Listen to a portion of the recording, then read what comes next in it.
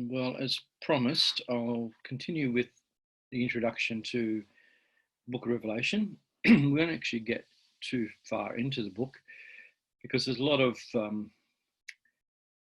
interpretations that we need to look at.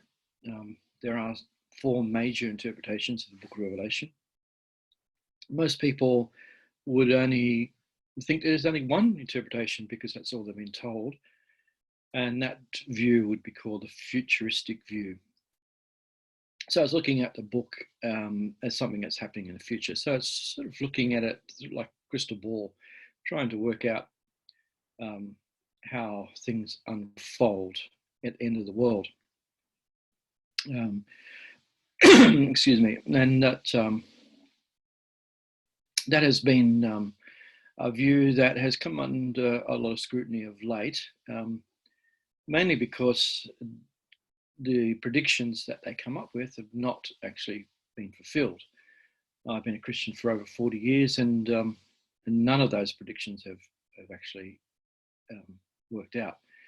I was converted in the early 80s, probably 1980, mid 1980, and there was a lot of concern in those days about the end of the world when Russia invaded Afghanistan. World War III was about to be unleashed, and it would be a nuclear war, and basically the end of the world would occur. It didn't happen, thankfully. A couple of years later, we had the alignment of the planets, and there was going to be so much energy unleashed onto the Earth that great world catastrophes would happen, and natural disasters and earthquakes and famines and floods and all sorts of problems would occur because of the alignment of planets, and that how somehow fitted into Matthew chapter 24, which we'll look at another day. A very important chapter in the Bible concerning end of the world. If you think that's what it is about, I'll get to that another day. However, there was a lot of writers in those days. There was Hal Lindsey, as I spoke about before. His book was very popular. And Stan Deyo, Cosmic Conspiracy. Hal Lindsey had a lot more sway because in the early 60s, there was, or even mid 60s, there was a revival called the Jesus Revival. And it was in California and Chicago and different places in the United States. And this revival was mainly hippies, the hippie generation, who've been converted to Christianity. And a lot of these Bible colleges around the United States wouldn't accept these hippies, were not welcoming of them, but the Dallas Theological College did, and that's where Hal Lindsey was actually a professor, and so his views were widely accepted amongst these new converts to Christianity. Those new converts became pastors, and so that view was widely spread and widely read. And so this view, this futuristic view, became extremely popular. Now it comes out of a view called dispensationalism. Now, dispensationalism looks at mainly seven dispensations or ages where God has dealt differently with the church during that time. So I'll read you some of those if I can locate them.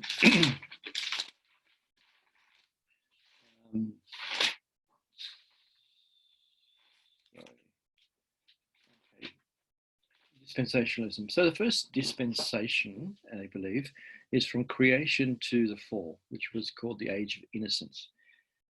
Then the second dispensation was from the first sin, or Adam's sin, to the flood, the Age of Conscience, or the law of God in our heart. And then there was the flood to Abraham, which was civil government was set up. Genesis chapter 9 is so crucial in that particular period. And there was sort of punishment, and governments were set up around the world. Then there's Abraham to Moses, which was the promise of salvation to the people through the prophecies of Abraham. And from Moses to the cross, you have the law, which we broke. And then from the cross to the second coming, or the rapture of the church, is called the age of the church, or the age of grace. And then from the second coming, or the rapture, to the end of to the 1,000-year reign of Christ, or the kingdom of the rule of God on earth, which we'll get into in a little bit later. But this dispensationalist view was first introduced to the church in 1830 by the Brethren movement, or Darby in particular. Darby was a gentleman in England who promoted this view, and also Joseph Smith of the Mormons. He was in the United States. They were both dispensationalists, and they promoted that as views within the church. Well, Darby in the Brethren movement, and Smith in the Mormons. And it wasn't a big movement in those days until the Second World War. And after the Second World War, this view became very prominent within the church, because part of the view of dispensationalism is about the nation Israel. And the nation Israel is crucial in understanding the end of the world. It's the key to interpreting how the world comes to an end, and when it comes to an end. So after the Second World War, when we found the atrocities, the terrible massacres and persecution and dispossession of these Jewish people from their lands, and the way they were treated throughout Europe, awakened the United Nations and the Zionist movement and the church to do something about that, and to try and get the people of Israel into their own homeland. And so they took some land in Palestine and set up a Jewish nation. That was in 1948.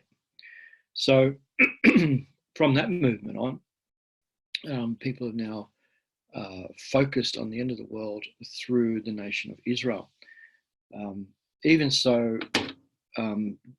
they've tried to interpret different passages of scripture. I'll see if I can find one here. Excuse me. It's like, so Matthew chapter 16 and verse 28, Jesus is standing with his disciples, and he said to them, "Some of you will not taste death until you see the Son of Man coming in his kingdom." So they believed, or the dispensationalists believed, that verse is talking about the second coming of Christ, and when he'll set up his millennial reign. However, my problem with that verse is that they're not actually interpreting it correctly, because it says, "Some of you standing here," and he's talking to his disciples, "will not taste death until you see the kingdom come, the Son of Man coming to set up his kingdom." Now, if you're a dispensationalist and you believe that that is referring to the second coming, then they've said that Jesus obviously wasn't referring to the disciples standing there, but he was referring to them as being Jewish people. And so when the Jews were given their land in 1948, a generation after that, so if a generation would be 40 years, so that 1988 would be the second coming.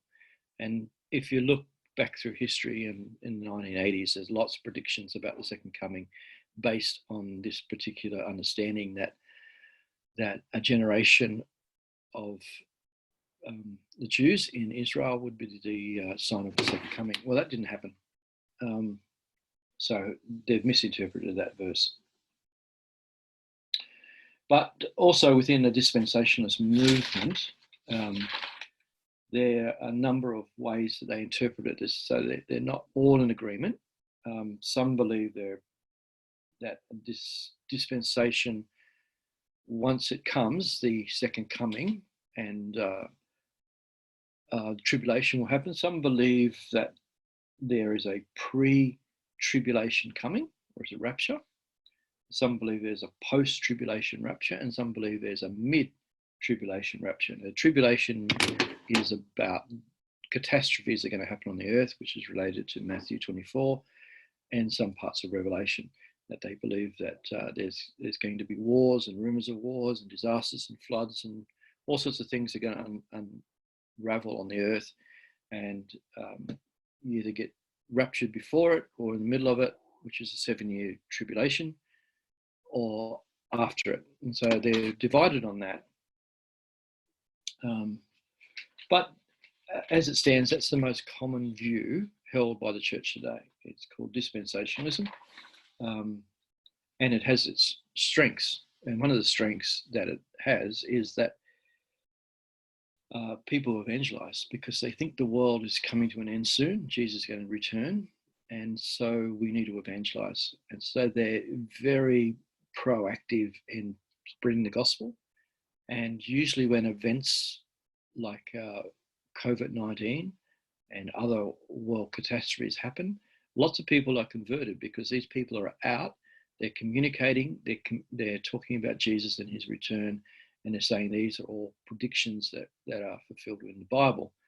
And so many people turn to Christ in these times.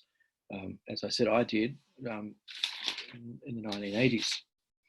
Also within the book of Revelation, there's a lot of other issues that come to the fore, and lots of different views are held, especially concerning Revelation chapter 20, which we'll get into another day. But Revelation 20 talks about that Christ came and bound the strong man, bound Satan for 1,000 years, and then the reign of Christ happened. Now, within that, there are people who have different views. Some believe they're post-millennial and pre-millennial and amillennial. So some believe that the millennium will occur, 1,000-year reign of Christ will occur on earth, and then the second coming. So these people are fairly easy to spot. They're always talking about revival because they believe that the earth will be filled with Christians. There'll be a reign of Christ throughout the earth, and the world will be Christianized, and the whole world will come under the reign of Christ, and then the second coming will happen. They're very